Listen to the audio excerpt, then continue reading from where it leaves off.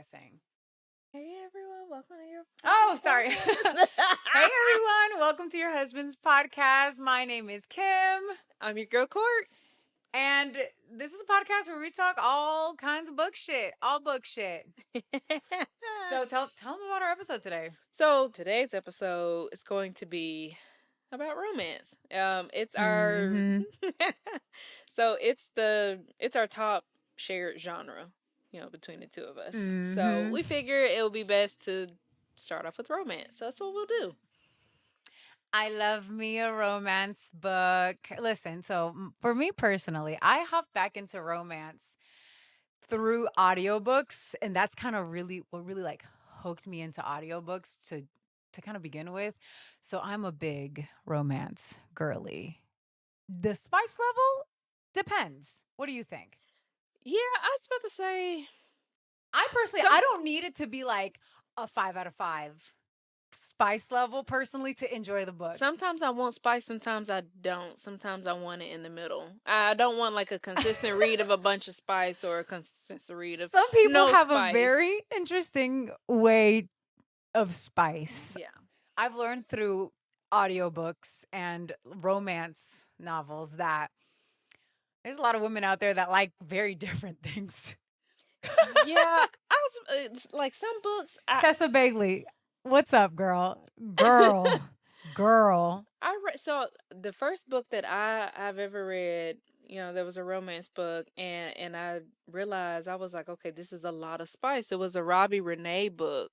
It was Somebody's Wife, I believe. Okay.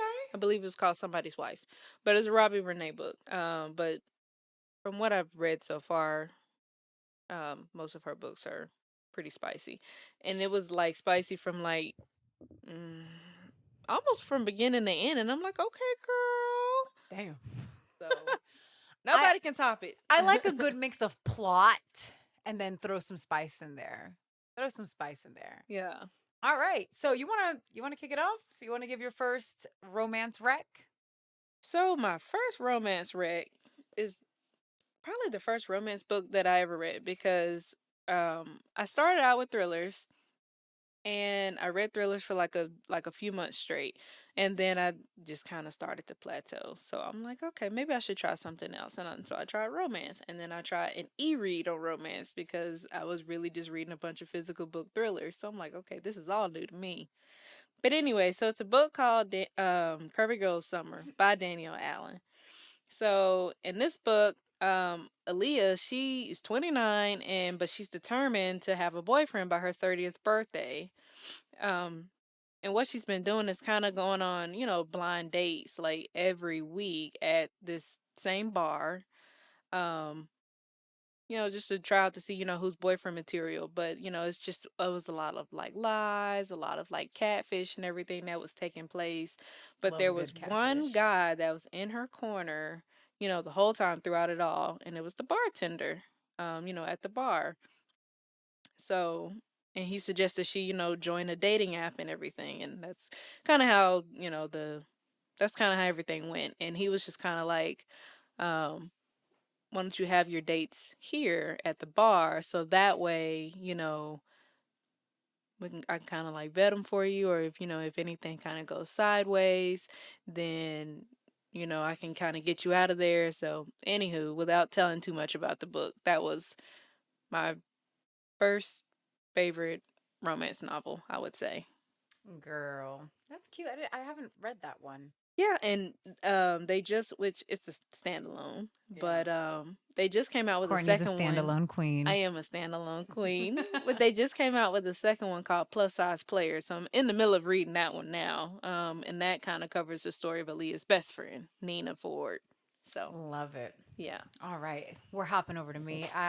So the book that got me into the romance world and everything like that is The Kiss Quotient by Helena Juan. And let me tell you, just a quick synopsis. This was a fun book from the jump.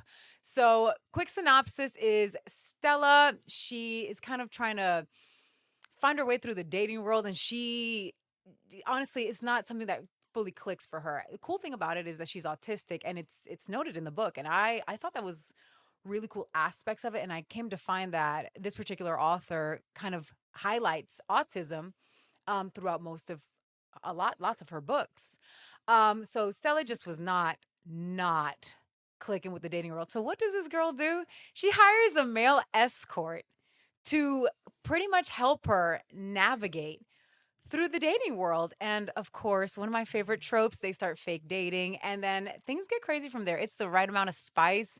It's funny. It's rom com. I'm a sucker for a rom com. Definitely a top read of mine. One of my Okay. favorites. Okay. Yeah, girl, that was a fun one. It's kind of like Pretty Woman in Reverse, the movie. I feel like I read a romance book not that long ago, and they were kind of doing like a fake dating thing, and then that kind of turned into a. Oh yeah, I did. Which one? It was called. It's called the Kiss Countdown. That's what it is. I haven't read that one. The Kiss Countdown by Etta Easton. Well, fake dating is Yeah. one of my favorites. Yeah, So, it was cute. It was I nice. love it. I love it. I love it. I love it. Let's hop back over to you, girl. So my next one. Oh, they probably can't see it. It's fine. No. Why do you? Of course. Oh. So my next one, so this is a series, but luckily the one that I'm holding, the first one in the series, is my favorite. So it's the neighbor favor. Well, the series is called the Green Sister series, but this book is the neighbor favor. So in the book it follows Lily Green, and she's a writer, and then also it follows the guy in the book is Nick, and he also is a writer.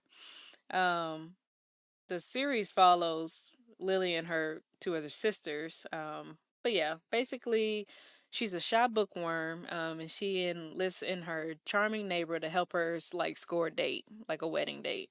A shy bookworm enlists her charming neighbor to help her score a date, not knowing he's the obscure author she's been corresponding with, and that's basically what this book is about. Pop off. Alrighty. Hopping back over to me. So another rec that I personally love. Side note, I'm really into like books being made into movies, or it can't be vice versa, right? Most of the time Yeah. it's a book being made into freaking movies. Yeah, pretty much. This is one of my absolute favorites. Again, it's another rom-com. It's absolutely hilarious. It's Red, White, and Royal Blue by Casey McQuiston. My God, I really have to work on my pronunciation. It's absolutely brutal out here. But Red, White, and Royal Blue, which is, of course, now like I think it's a Prime movie on Amazon. It's Is it?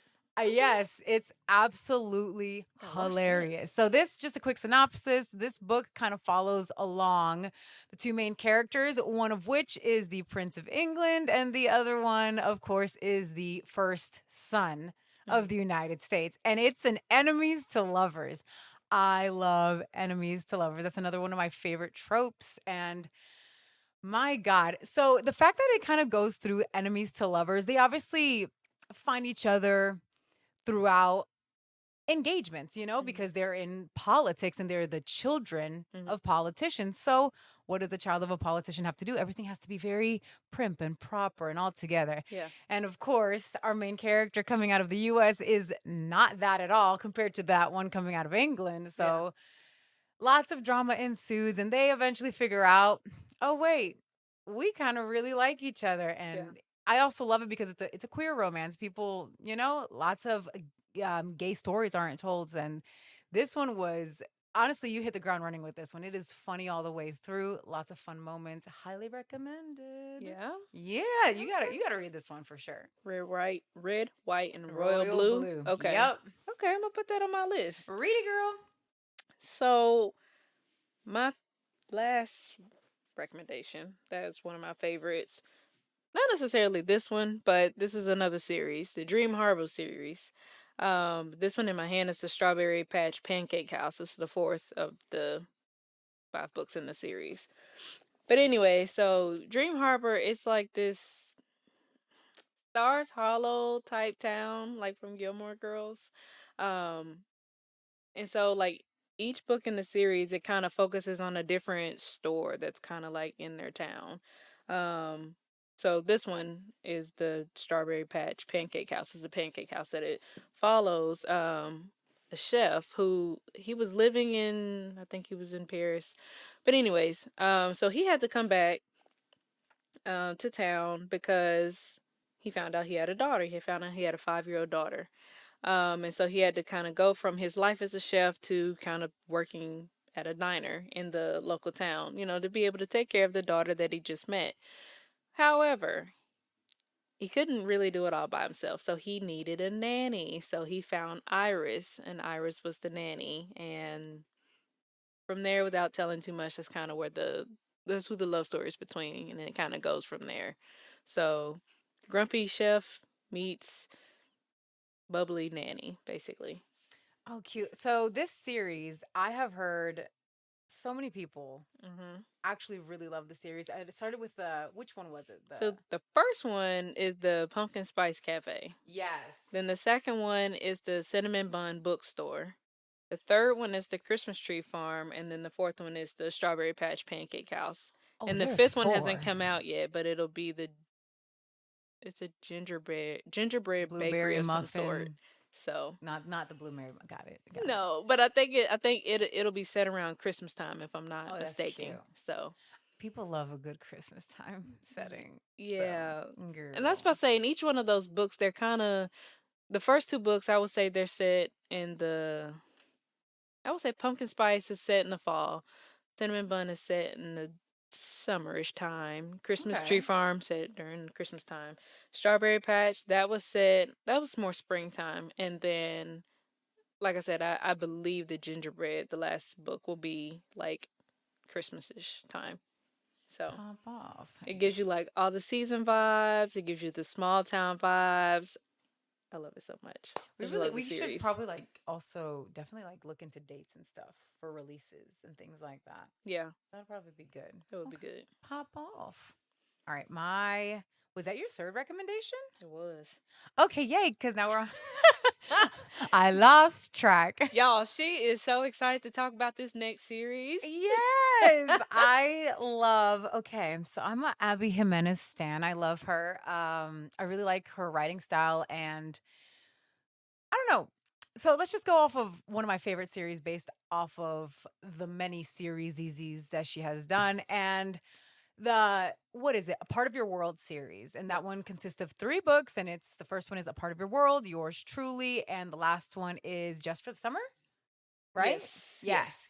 This is one that we have actually, I think you still have to finish a few of the other ones. Yeah, I completely read it out of order. I read Just for the Summer, and that's the only one that I've read.